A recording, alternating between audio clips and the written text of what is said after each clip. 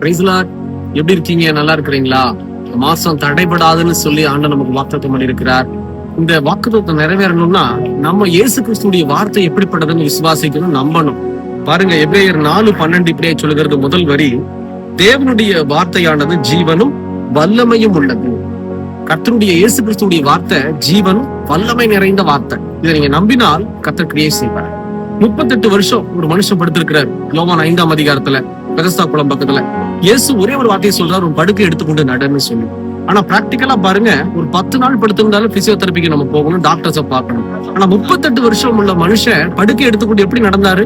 அந்த வார்த்தை வல்லமை நிறைந்தது, ஜீவன் உள்ளதுன்னு சொல்லி இயேசுடைய வார்த்தையை நம்பினார். இதனாலதான் அந்த மனுஷனுக்கு படுக்கை எடுத்துக்கொண்டு டக்குன்னு நடக்க முடிஞ்சது. நம்பிக்கை, அவருடைய வார்த்தையின் மேல நம்பிக்கை. நமக்கு இயேசு கிறிஸ்துவோடைய வார்த்தை மேல நம்பிக்கை இல்லைன்னு வச்சுக்கோங்க, சின்ன ஆசீர்வாதமா இருந்தாலும் சரி, பெரிய ஆசீர்வாதமா இருந்தாலும் சரி, எதையுமே பெற்றுக்கொள்ள முடியாது. உங்க நம்பிக்கை எவ்வளவு தூரம் இருக்கிறதோ அவ்வளவு தூரம் நீங்களும் நானும் ஆசீர்வாதத்தை பெற்றுக்கொள்ளலாம், தடைகளை உடைச்சு போடலாம் இயேசுவின் நாமத்தினால. இந்த வீடியோ தொடர்ச்சி பாருங்க, எங்களுக்காகவும் ஜெபித்துக் கொள்ளுங்கள். கர்த்தர் உங்களை ஆசீர்வதிப்பாராக. God bless you.